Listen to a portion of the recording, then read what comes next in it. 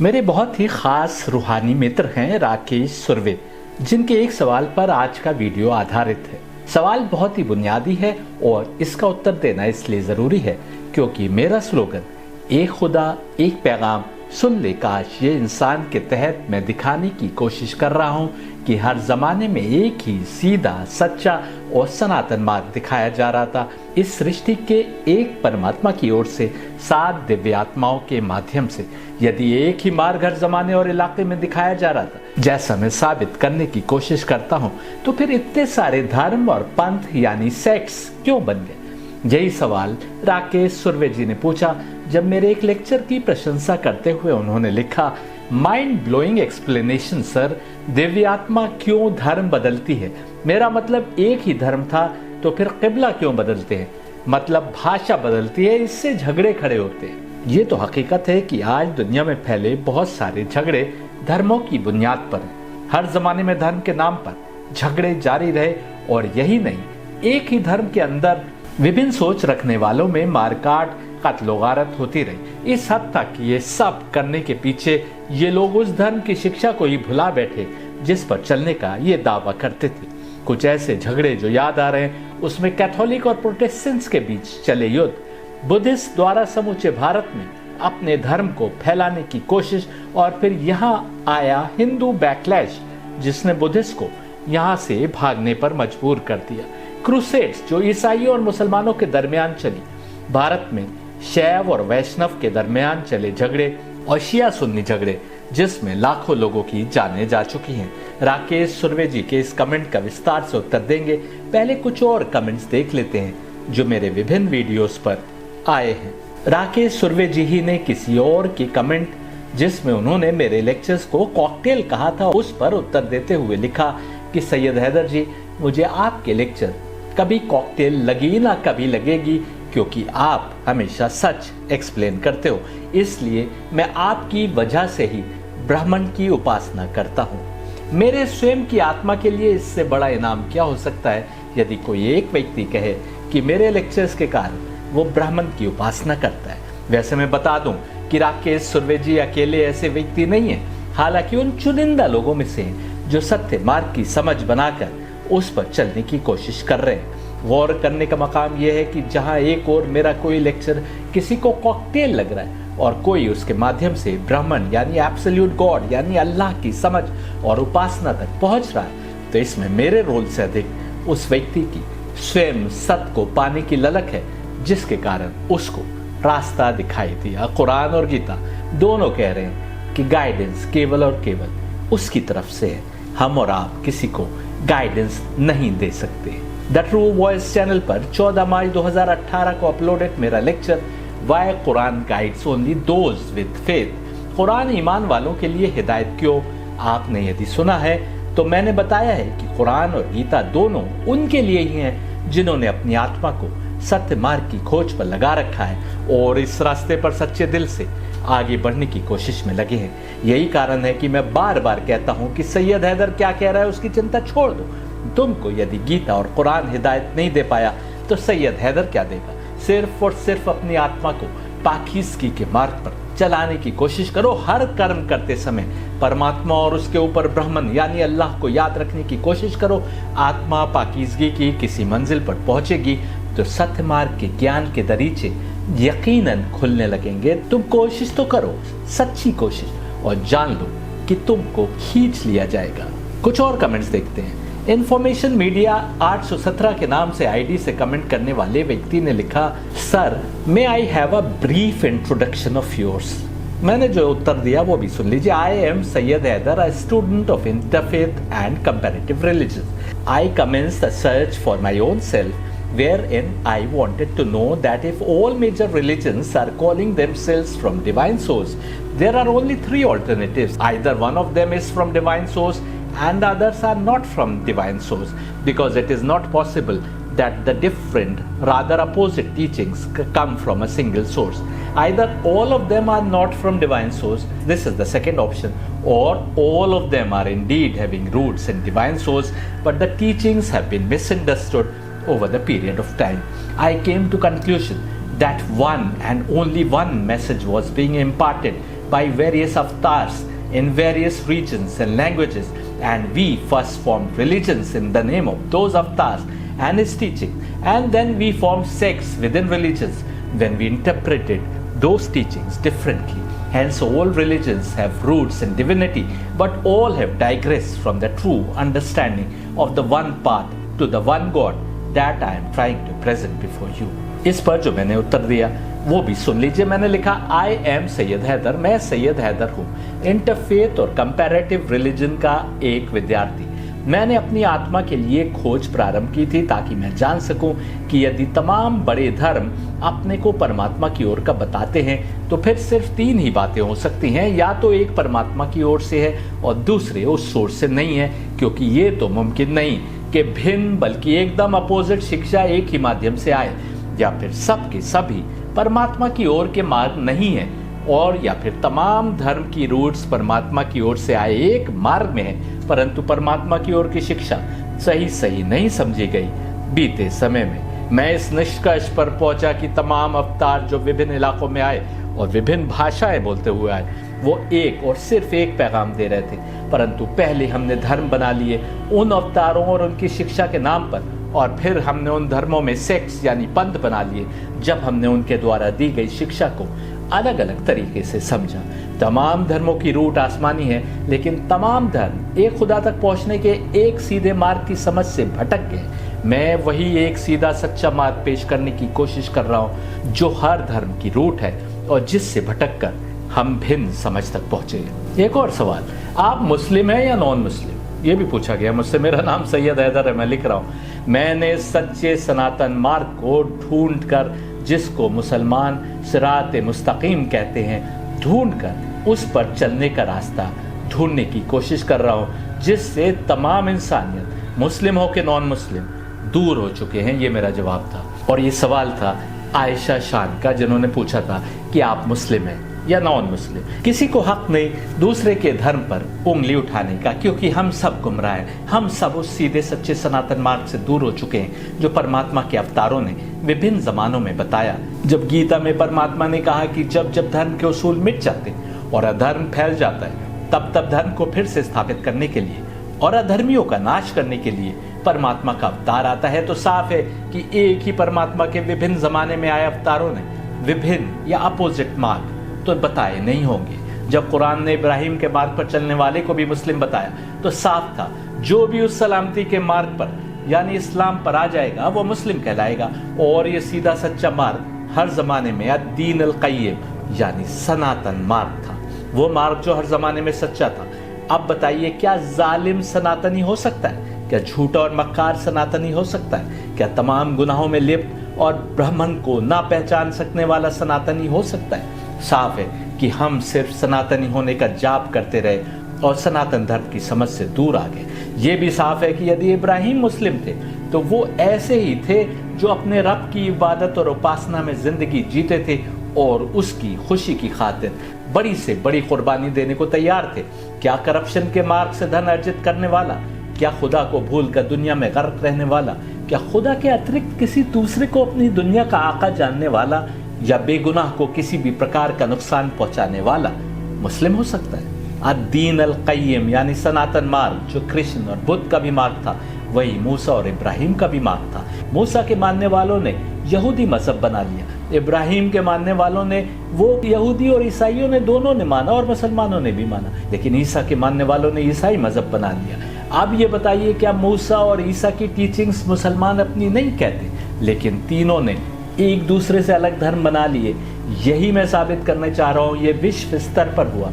जैसे एक ही सोर्स से कृष्ण और बुद्ध थे, लेकिन दोनों के मानने वालों ने अलग अलग धर्म बना लिए। बुद्ध भी वेद का एंडोर्समेंट कर रहे थे और उनकी बात भी कर रहे थे, लेकिन समझ ऐसी विपरीत बनी कि एक को भगवान और परमात्मा का मानने वाला बताया गया और दूसरे को ऐसा समझा गया कि जैसे वो परमात्मा को मानते ही नहीं है। जबकि मैं इसके ऊपर एक लेक्चर रिकॉर्ड कर चुका हूँ कि जो बताता है कि बुद्ध की असली टीचिंग्स में उसमें भी एक ब्रह्मन का कॉन्सेप्ट वैसे ही मौजूद था जैसे हर अवतार की टीचिंग में मौजूद रहा है। साफ है कि धर्म को अपनी अपनी अकल से या अपने अपने हिसाब से इंटरप्रेट करने की हमारी कोशिश ने इन अवतारों की शिक्षा की समझ से दूरी करा दी, जो सब के सब एक ही परमात्मा की ओर के अवतार थे। देखिए 19 जुलाई 2023 को uploaded lecture was Buddha the biggest atheist part 1। मुझे खेद है कि इसका अगला पार्ट मैं अब तक तैयार नहीं कर पाया हूँ। केवल ये लेक्चर ही सुनकर आप जानेंगे कि कैसे बुद्ध के मानने वालों ने इस शिक्षा को गलत समझा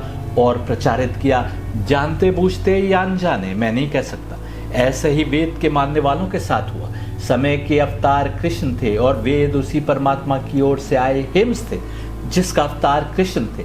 वेद और कृष्ण की शिक्षा में मतभेद नहीं हो सकता, ये तो आप मानेंगे, लेकिन अपने को वेद की शिक्षा पर चलने वाले समय के सबसे बड़े धर्मगुरु समय के अवतार कृष्ण के सामने युद्ध पर आ गए। इसका अर्थ साफ है कि उनकी वेद की समझ झूठी थी। वे लोग परमात्मा की शिक्षा को समझ ही नहीं पाए। जो गुरु द्रोणाचार्य या भीष्म पितामह को आदर की नजर से देखते हैं, क्योंकि जिसके लिए परमात्मा का अवतार कह दे कि ये मरे हुए लोग हैं, और यदि इनको अर्जुन कत्ल करते हैं तो महज एक औपचारिकता होगी, क्योंकि इनकी आत्मा पहले से मरी हुई है। हाल ही में मैंने कहीं पर एक सड़क देखी जिसका नाम था भीष्म पितामह मार्ग, जिसको कृष्ण कह रहे हैं कि वो मरा हुआ है। उसके नाम पर गौरवान्वित करने के लिए आप सड़कों का नाम दे रहे हैं। याद रखिए कि परमात्मा ने कृष्ण के मुख से क्या कहा। अवतार का आने का काम धर्म के मिटे हुए उसूलों को फिर से स्थापित करना और अधर्मियों का नाश करना होता है। यदि कृष्ण ने सामने लड़ने आए धर्म गुरुओं को मारने का हुक्म दिया तो साफ है कि वे अधर्मी थे और पदभ्रष्ट थे। भले ही दुनिया की नजर में वो पिता समान, इज्जत के लायक और सबसे बड़े धर्म गुरु हो। इमाम मेहदी, जिनके लिए मैं साबित करता आया हूं कि वो और कल की अवतार एक ही अवतार है। देखिए 7 अक्टूबर 2018 को uploaded lecture Mehdi is none but the कल की अवतार पार्ट 1। उनके लिए आई भविष्यवाणियों में लिखा है कि जब वो आएंगे तो मुसलमान कहेंगे कि ये कौन सा धर्म लेकर आए हैं। हम जिस धर्म को बाप दादा के समय से मानते आए हैं ये तो उससे भिन्न है। इस भविष्यवाणी से साफ है कि मुसलमान इस हद तक सत्य मार्ग से, सिरातल मुस्तकीम से, मोहम्मद के मार्ग से, उस मार्ग से जो आदम से लेकर मोहम्मद तक बस एक ही सीधा और सच्चा मार्ग रहा है, जो हर जमाने के लिए सिरात मुस्तकीम यानी सनातन मार्ग है, जिसको मुसलमान इस्लाम कहते हैं, इतना दूर आ चुके हैं कि जब फिर से अवतार सच्चे मार्ग की शिक्षा प्रचारित करेगा तो उनको लगेगा कि ये तो कोई नया धर्म है या ये उनके धर्म के विरुद्ध शिक्षा है। ये ठीक वैसे ही होगा जैसे वेद से भटके लोगों के बीच फिर से सनातन धर्म की शिक्षा प्रसारित की गई तो उनको लगा कि कृष्ण उनके धर्म से विपरीत शिक्षा दे रहे। और यही कारण है कि महाभारत के धर्म युद्ध में कृष्ण की शिक्षा से नफरत और अपनी भटकी हुई समझ से मोहब्बत ने उन्हें कृष्ण के विरुद्ध फौजें जमा करने के लिए मजबूर किया। समझिए, इस्लाम यदि कुछ लोगों के लिए हर जमाने के लिए एक सीधा और सच्चा मार्ग है और सनातन धर्म यदि कुछ लोगों के लिए हर जमाने के लिए सीधा और सच्चा मार्ग है, तो दोनों मार्गों में समानता दिखनी चाहिए। समानता यदि नहीं दिख रही तो फिर केवल 3 ही रास्ते हो सकते हैं, या तो एक समझ सच्ची दूसरी झूठी, या फिर दोनों ही समझ झूठी, और या फिर मार्ग तो एक ही है लेकिन दोनों ही उस मार्ग से भटक गए। यदि भारत के हिंदू सनातन मार्ग पर रहे होते तो कृष्ण के मुकाबले में फौजें खड़ी ना करते, और यदि मुसलमान सनातन मार्ग पर होते तो आपस में इतने फिरके ना पैदा कर लिए होते जो आपस में एक दूसरे को काफिर और झूठा साबित करने में लगे। यदि सभी फिरके एक दूसरे को झूठा और गुमराह साबित करने में लगे हैं तो साफ है कि इस्लाम की हकीकी शिक्षा से बड़ा भटकाव तो हो ही चुका है। मैं तो ये भी दिखाता आया हूँ कि मुसलमान अब असली इस्लाम से इतना दूर आ गए कि असली इस्लाम की समझ उनको तब तक नहीं हो सकती जब तक वेदों से सनातन मार्ग की समझ तक ना पहुंची। लेकिन अफसोस कि वेद के मानने वाले स्वयं ही समझ नहीं पाए कि उनके बीच कितना बड़ा खजाना मौजूद है। उन्होंने वेदों को समझने की कोशिश तो की, परंतु जब नहीं जान पाए कि वेद क्या बातें कर रहे तो उन्होंने वेदों को किनारे रख दिया। बड़ी अजीब बात है कि अपने को सनातन धर्मी तो कहते परंतु उन ग्रंथों की समझ से ही दूर है जिनकी बिना पर अपने को सनातन धर्मी कहते हैं। सोचने का मकाम है कि क्या हम उन कौरवों से भी बदतर तो नहीं हो गए जिनको कृष्ण ने वाजिबुल कत्ल समझा, मारने लायक समझा। हिंदू हो या मुसलमान, सब इतना दूर भटक गए हैं कि अब सच्चे सीधे और सनातन मार्ग की समझ तक पहुंचना उनके लिए मुमकिन नहीं। अफसोस कि उस ओर हमारा जरा भी ध्यान नहीं है कि हम सत्य को ढूंढने की कोशिश में अपने को खपा दें, लगा दें। सैयद हैदर के लेक्चर्स में क्या बताया गया है ये समझने की कोशिश शायद इस्लामिक फॉलोअर नाम के एक अकाउंट वाले व्यक्ति ने भी नहीं की। उन्होंने लिखा, आर यू सुन्नी मुस्लिम। इन्होंने मेरे लेक्चर सुने ही नहीं कि जानते कि सैयद हैदर सुन्नी और शिया पंथों से ऊपर ही उठने की बात नहीं करता, बल्कि हिंदू और मुसलमान सब उस सीधे सच्चे रास्ते से दूर है जो हर जमाने में एक मार्ग था। और सबको यदि अपनी आत्मा का उद्धार चाहिए तो उस सीधे सच्चे सनातन मार्ग की समझ पैदा करनी होगी जो हर जमाने में एक ही है और जिसको कुरान ने अद्दीन अल क़य्यम यानी हमेशा कायम रहने वाला मार्ग बताया, और जिस सिराते मुस्तकीम यानी सीधे मार्ग पर आने की दुआ हर मुसलमान रोज की हर नमाज में कम से कम 2 बार जरूर मांगता है। मैंने एक लाइन में जवाब लिख दिया कि मैं सनातन मुस्लिम हूँ, यानी सुन्नी शिया हिंदू मुस्लिम से क्या सरोकार, मैं उस सिराते मुस्तकीम यानी सीधे मार्ग को समझने की कोशिश कर रहा हूँ जो हर जमाने में सीधा मार्ग था और आज भी है। बड़ा सवाल यह है कि यदि हिंदू सनातन धर्म पर चल रहे हैं तो अब तक क्यों उनकी आत्मा इस दुनिया की कैद से आजाद नहीं हुई। सनातन धर्म का मकसद आत्मा को परमात्मा तक ले जाना था। यदि वे आज भी दुनिया में जी रहे हैं, सांसें ले रहे हैं, तो साफ है कि उनकी आत्मा उस मकसद को नहीं पा सकी कि मोक्ष पाकर इस दुनिया से निकल जाती। यदि अपने को मुसलमान कहने वाला कोई व्यक्ति आज भी इस दुनिया में है तो साफ है कि वो न आगे बढ़ जाने वाले यानी साबिकून में नहीं, जिनका जिक्र सूरह वाक़िया कर रहा है, अब तक उस लेवल तक नहीं पहुंच सका जिनके लिए कुरान बड़ा अजर बता रहा है और कह रहा है कि पिछले जमाने में साबिकून बड़ी अधिक संख्या में और अंतिम जमाने में बस थोड़े से। यदि हम बस उन थोड़े में से भी हो जाते तो आज इस दुनिया में ना होते। एक प्रश्न और लास्ट लोकल 8448 के नाम से अकाउंट से पूछा गया। उनका कहना है एक प्रश्न और है, क्या अगर कोई रोजे रखता है तो क्या वो मुसलमान हो जाता है या अच्छा इंसान, या ये कि सिर्फ एक वहम है। लीजिए ये अंतिम कमेंट के तौर पर आपको और सुनवा देते हैं, फिर राकेश सुर्वे जी के सवाल की ओर आएंगे। जिनका सवाल तो अच्छा है, इसके जवाब में ही राकेश सुर्वे जी के सवाल का जवाब भी छिपा है। सवाल यह है कि मुसलमान से नमाज पढ़ने, रोजा रखने आदि को क्यों कहा गया। क्या नमाज पढ़ने से या रोजा रखने से कोई अच्छा इंसान बन जाएगा। अभी कल परसों की बात है, एक सज्जन जो अपने को बहुत बड़ा मुसलमान मानते हैं मुझसे कहने लगे कि बस इतना ही तो इस्लाम है कि नमाज पढ़ लो, रोजा रख लो, हज कर लो, कुछ ज़कात या सदका दे दो। जबकि हम देखते हैं कि अनेक 5 वक्त की नमाज पढ़ने वाले ऐसे हैं जो तराजू में डंडी भी मारते, गाली गलौज भी करते, जरा सी बात पर लड़ाई झगड़े भी करते, और कुछ तो ऐसे भी सामने आते हैं जो दूसरे का कत्ल भी कर देते, बेगुनाहों को सताते भी हैं। फिर क्या ये समझना कि नमाज पढ़ने से या रोजा रखने से कोई अच्छा इंसान बन जाएगा सिर्फ एक वहम है, जैसा कि लास्ट लोकल नाम के इस अकाउंट से पूछा जा रहा है। इस सवाल का जवाब मैं एक हदीस के माध्यम से देता आया हूं जिस पर आपने शायद ध्यान नहीं दिया। पैगंबर की हदीस है कि यदि तुम देखना चाहते हो कि तुम्हारी नमाज कबूल हुई तो ये देखो कि नमाज के बाद तुम में कोई अच्छाई पैदा हुई कि नहीं। नमाज में क्या नियत की जाती है जरा बताइए। कुर्बतन इल्लल्लाह यानी अल्लाह से करीबी हासिल करने की खातिर। रोजे में क्या नियत की जाती है। कुर्बतन इल्लल्लाह यानी अल्लाह से करीबी हासिल करने की खातिर। ये करीबी यानी कुर्बत कैसे हासिल होगी। क्या हम फिजिकली करीब हो जाएंगे?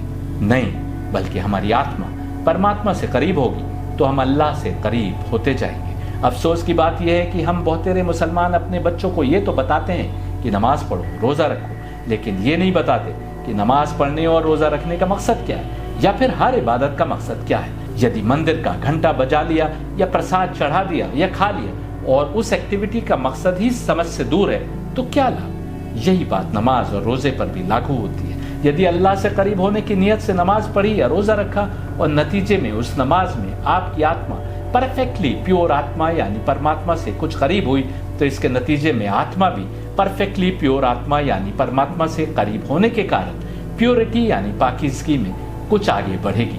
आत्मा पाकीज़गी की मंजिल पर कुछ आगे बढ़ेगी तो आप देखेंगे कि कुछ बुराइयां कम हुई आपके अपने कैरेक्टर में और फिर आप देखेंगे कि आपके कैरेक्टर में कुछ अच्छाइयां बढ़ी। आप स्वयं अपने को बेहतर इंसान महसूस करेंगे। रोजाना 5 बार नमाज और 12 महीने में 1 महीने रोजे रखने का आदेश देने का मकसद ही है कि आत्मा रोज की ट्रेनिंग और फिर हर 11 महीने बाद पूरे 1 महीने की विग्रस ट्रेनिंग के कारण पाकीज़गी की राह पर आगे बढ़ती जाए और नतीजे में हम बेहतरीन इंसान बनते जाएं। मोक्ष यानी सेल्वेशन यानी निजात के मार्ग पर बढ़ने वाली रूह हमारे जिस्म में मौजूद रहे।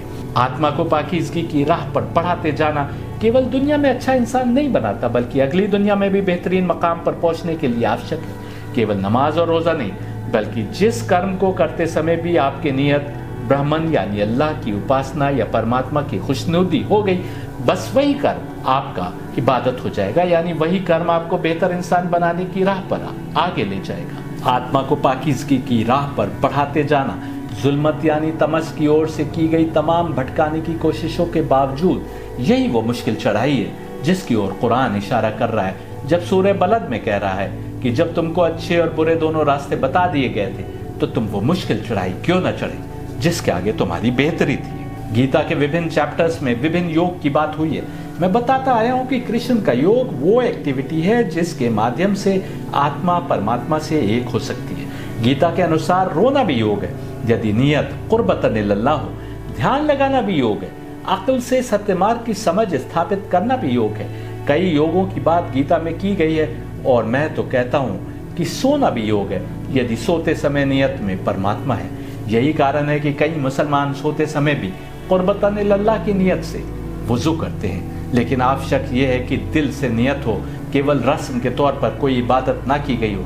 दिल से कोई एक्टिविटी करते समय मन में ब्राह्मण यानी अल्लाह हो कि उससे आत्मा को करीब करने के लिए हम कोई कर्म कर रहे हैं। हम ये भी बताते आए हैं कि यदि नियत में ब्राह्मण या फिर परमात्मा नहीं तो फिर नियत में दुनिया या फिर शैतान यानी तमस भी हो सकती है।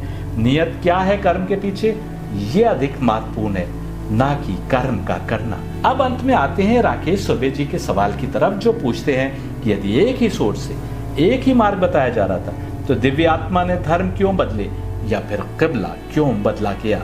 यहाँ बता दें कि पैगंबर मोहम्मद के शुरुआती ज़माने में मुसलमान अपनी नमाजें बैतुल मुक़द्दस की ओर मुँह करके पढ़ा करते थे, लेकिन एक दिन नमाज के दौरान परमात्मा की ओर से हुक्म आया कि मुँह काबे की ओर कर लो, और नमाज पढ़ने के दौरान पैगंबर मोहम्मद ने अपना रुख बदल कर काबा की ओर कर लिया। अरब में आज भी वो मस्जिद मौजूद है जिसको दो किबलों वाली मस्जिद कहते हैं, यानी जहाँ थोड़ी देर एक रुख करके नमाज पढ़ाई गई और फिर दूसरी ओर जिधर काबा था।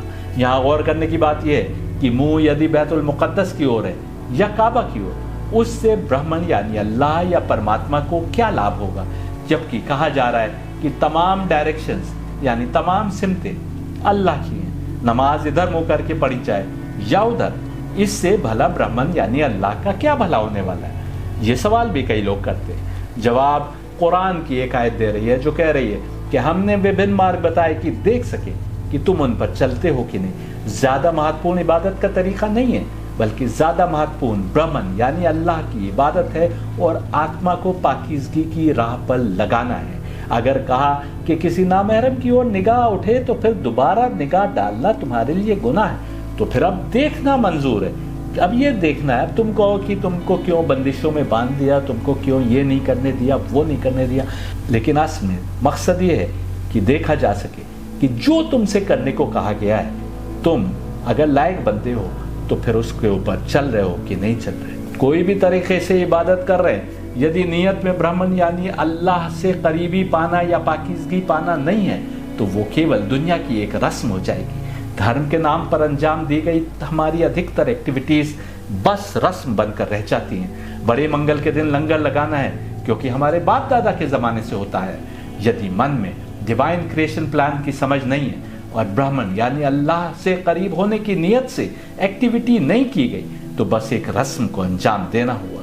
ऐसे ही अनेक मुसलमान अरबी में नियत तो करते हैं कुर्बतन इल्लल्लाह की यानी अल्लाह से करीब होने की, लेकिन दिन भर भूखे रहकर या सोने या टीवी देखने या मोबाइल पर गेम खेलने में दिन व्यतीत कर देते हैं और समझते हैं कि रोजा हो गया, लेकिन वो दरअसल एक रस्म अंजाम दे रहे हैं और उनकी एक्टिविटी का कोई असर उनकी आत्मा पर नहीं हुआ कि उसको बेहतरी और पाकीज़गी की राह पर आगे बढ़ाए। याद रखने की बात यह है कि डिवाइन क्रिएशन प्लान की समझ रखते हुए आत्मा को पाकीज़गी की राह पर बढ़ाने पर ही मोक्ष यानी निजात यानी सैल्वेशन के द्वार खुलते हैं। मुसलमान को सुबह की नमाज 2 रकत, कोई नमाज 4 रकत और कोई 3 रकत बताई गई। किसी में सूरा जोर से और किसी में सूरा खामोशी से पढ़ने की बात हुई। सबके पीछे मकसद यही था कि दिव्य आत्माएं जो सत्य मार्ग दिखाने की जिम्मेदार है देखें कि तुम रटी रटाई रस्म के तौर पर इबादत कर रहे हो कि अक्ल से सोचकर तुम्हारी नियत में परमात्मा के हुक्म का पालन करना है। ना तो बैतुल मुक़द्दस की ओर मुंह करने से परमात्मा या ब्राह्मण को कोई लाभ पहुंचेगा और ना ही काबा की ओर मुंह करने से और ना ही कोई पहाड़ी चढ़कर बड़ी दूर ऊपर का सफर तय करने से। देखना केवल यह है कि तुम हुक्म का पालन कर रहे हो कि नहीं, और ये हुक्म हर समय बदले हुए हालात में बदल जाएगा। जिहाद के लिए फौज जाने को तैयार है और एक व्यक्ति के घर पर उसकी बूढ़ी माँ है जो बीमार है। अब हुक्म का पालन माँ की सेवा करना है। भले ही धर्म युद्ध के लिए फौजें जाने को तैयार हो, तुम वुजू करने जा रहे हो और बस उतना ही पानी है कि तुम वुजू कर सको, और तुम एक कुत्ते को देखो जो प्यासा है और पानी के बिना मर जाएगा, तब फर्ज यह है कि इबादत के लिए जा रहे वुजू के पानी को कुत्ते को पिला दो। तुम ब्राह्मण यानी अल्लाह की इबादत कर रहे हो और कोई मर रहा है, जैसे किसी को करंट लग गया हो या कोई डूब रहा हो, तुम बचा सकते हो। तो अब तुम्हारी जिम्मेदारी तुम्हारे परमात्मा की ओर से ही, जिसके हुक्म पर तुम ब्राह्मण यानी अल्लाह की इबादत कर रहे हो, ये है कि तुम उस व्यक्ति की जान बचाओ। ये समझ रखते हुए यदि तुम इबादत कर रहे हो तो ही तुम्हारी आत्मा निरंतर आगे बढ़ेगी और तुम एक बेहतर इंसान बनने की राह पर अग्रसर होगे, जिसकी इंतहा पुरुषोत्तम यानी अशरफुल मखलूकात है।